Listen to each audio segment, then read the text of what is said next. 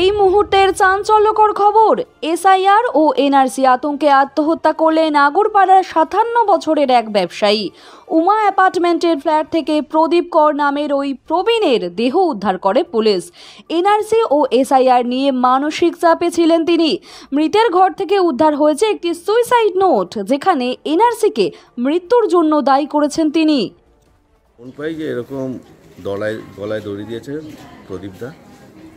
সঙ্গে সঙ্গে থানায় ফোন করি এবং বারণ করি দরজা ফরজা ভাঙতে। আমিও চলে আসি, থানার লোকও আসেন, এসে দরজা ভেঙে দেখা যায় গলায় দড়ি দিয়ে ঝুলছেন। এবার নর্মালি যা অফিসিয়াল কাজকর্ম ওরা তদন্ত শুরু করে, আশেপাশে কাগজপত্র দেখতে দেখতে একটা দেখে যে খাতা উল্টানো রয়েছে। সেই খাতার কাগজগুলো দেখছে বিভিন্ন রকমভাবে এনআরসি সম্পর্কে লেখা থেকে একটা জায়গায় নিচের দিকে বড় করে লেখা এনআরসি আমার মৃত্যুর জন্য দায়ী। একটু জড়ানো হাতের লেখা নিচের দিকে কিন্তু বোঝা যাচ্ছে। ব্যাপারটা আমি ওই মুহূর্তে ছবি তুলিনি, কারণ এটা নিয়ে মৃত্যু নিয়ে আমি পলিটিক্স করতে চাইনি। কিন্তু এই প্যানিকটা ওনাকে মেরে দিল, কারণ উনি আমার সাথে আলোচনাও করতে পারতেন, তাহলে আমি বলতে পারতাম। এইটা দুর্ভাগ্য আমার ওয়ার্ডে, আমার ওয়াইফ এখানকার কাউন্সিলর, আমাদের ওয়ার্ডে এরকম ঘটলো। আমাদের সজাগ থাকতে হবে এই নিয়ে, যা যা কাজ করার বা যেভাবে প্রচার করার আমরা করব। নাম প্রদীপ কর, ওনার বয়স 57 ইয়ার ওল্ড। উনি এখানে এই ফ্ল্যাটে থাকেন। আজকে উনি ওনার বডি যে আছে হ্যাঙ্গিং অবস্থায় পাওয়া গেছে।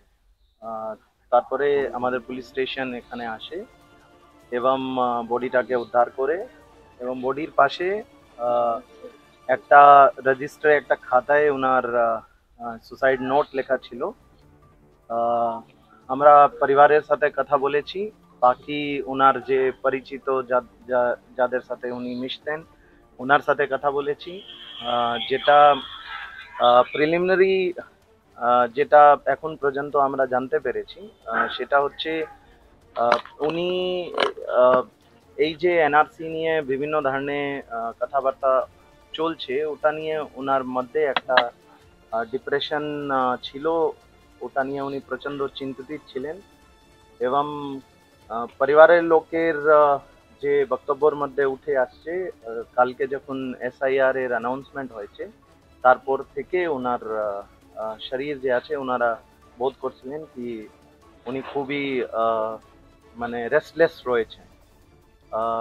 কিন্তু মানে ওনারা এতটা ভাবতে পারেননি কি ওনার মনের ভিতর কি চলছে, এবং ফ্যামিলি ফিল করেছে কি হয়তো ওনার কোনো শারীরিক অসুখ আছে, তার জন্য উনি এরকম করছেন।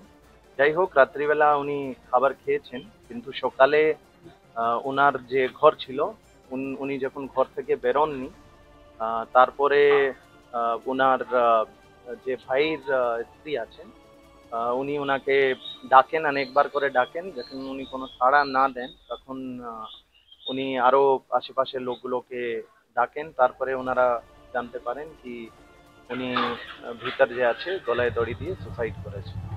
আমরা